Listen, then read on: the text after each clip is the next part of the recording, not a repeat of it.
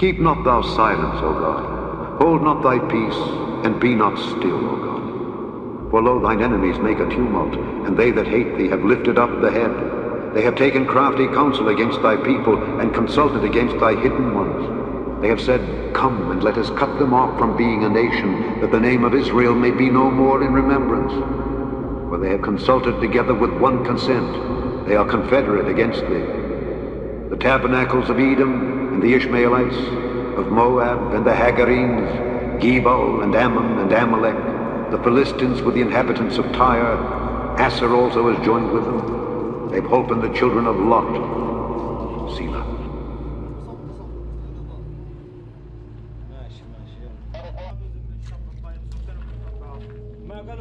The Israeli Air Force pounding Hamas following a recent barrage of rockets on Israel. At least 9 militants, including 2 from another group, confirmed killed. Now Hamas is vowing revenge against Israel. Look at these scenes of chaos in the streets. John Huddy is live on the Israeli border with Gaza. So, John, how many attacks now have you seen there in the past 24 hours? Well, Martha, more than 24, and it seems like they're coming with such frequency. Seemingly every 30 minutes to an hour, we're getting new reports that new rocket attacks have been launched into southern Israel. One of the things, by the way, Martha, that stops these rockets are these behind me. Take a look. They're Iron Dome batteries. That's what they're called. They're loaded with missiles designed to intercept those rockets, again, being fired from the Gaza Strip into southern Israel. Now, since midnight, as you were talking about, Israeli military officials say 25 rockets have been fired from the Hamas militant group controlled Gaza Strip, causing some property damage, but incredibly no injuries or death. And that's really been the case since even before June 12th, when Israel started what's called Operation Brother's Keeper in response to the disappearance of those 3 Israeli teens who we now know their bodies were found. Now, since then, more than 200 rockets, Martha, have been fired into southern Israel, according to military officials here. Yeah. So, John, you're showing us some of the defense that they have in place there. How else are they responding to these attacks in Israel? Well, again, they use these, as you say, and they basically hit their marks for the majority of the time. But as we see, many get through, and in response, the Israeli Air Force conducts airstrikes into the Gaza Strip, and we saw that overnight. Take a look. This is Israeli military defense force video that was released. What you're seeing are drone attacks in the Gaza Strip, basically targeting Hamas-controlled locations, okay, causing extensive damage and also death. Now, Hamas, we mentioned this at the top, has vowed revenge for the death of its members in that tunnel collapse that is being blamed on the Israeli Air Force. However, Israeli military officials say, don't blame us. That was caused because of construction repairs due to that. And also, one of the fuel to the fire at this point is the death of that Palestinian Mohammed Abu Qadir. And his death, and that many say Israeli officials are concerned, was in retaliation for the murder of those 3 Israeli teens, Martha. Yeah, incredibly tense situation on the ground.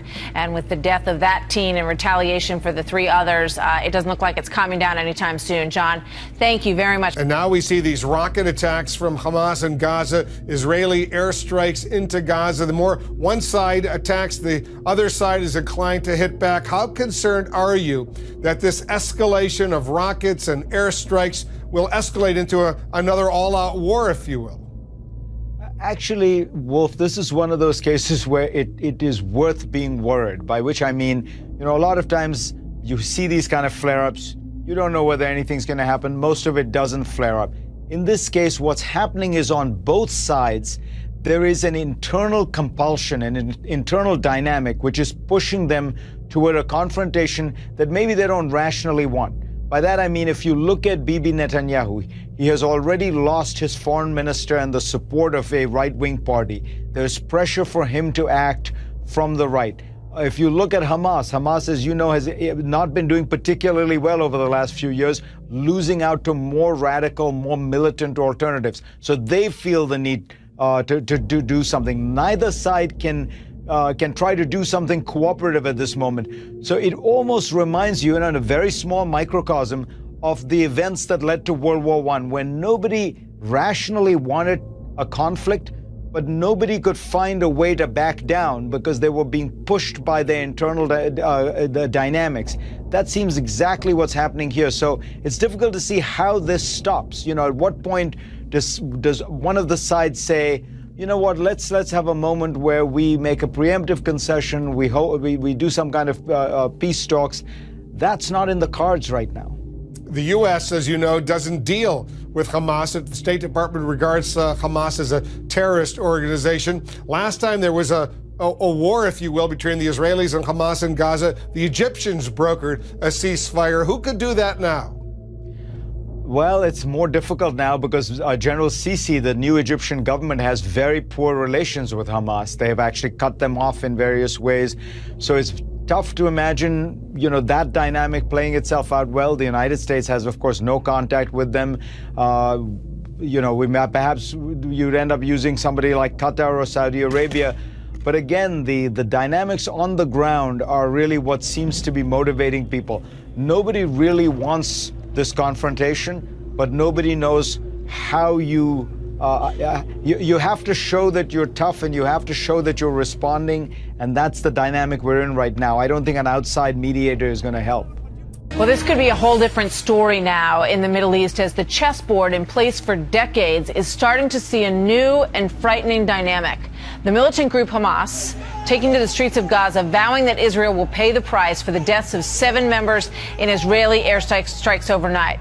This following the abduction and murder of 3 Israeli teenagers who were found in graves last week, and an apparent revenge killing, the burning of a Palestinian teen, according to reports. So, as you can imagine, things are very, very tense in this situation. KT McFarland joins us now, our Fox News national security analyst. KT, you know, there are reasons to see a very similar pattern in what we're seeing right now, but there's also some suggestion that this is part of a larger framework that's quite dangerous. And that's the key. You know, we see, more violence in the Middle East. We kind of tend to roll our eyes, say, here we go again.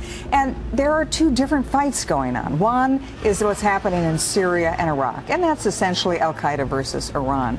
The Israeli fight's a different one. That's Israel versus the Palestinians. That's been going on for a long time. It's always at sort of a chronic low boil, and then every now and then it boils over where you have intifadas. We may see the beginning of that now. This may escalate into more Israeli-Palestinian violence. The concern I've got is if those 2 groups get together, if those 2 fights join.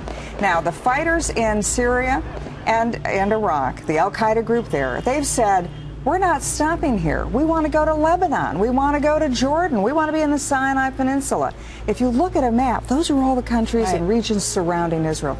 So Israel may have a much bigger problem on its hands than just the Palestinians on its border. If it has Syria, Jordan, Lebanon on its north and east, as well as potentially in the Sinai Peninsula on its south, if it's got to defend against all of those al-Qaeda-linked groups, then this is a much bigger fight. And I mean, isn't that essentially why Israel has been, you know, yelling and agitating for more attention to what's going on around them and wanting the United States to be stronger in its defense and helping out more in Syria to quell the rebels in Syria?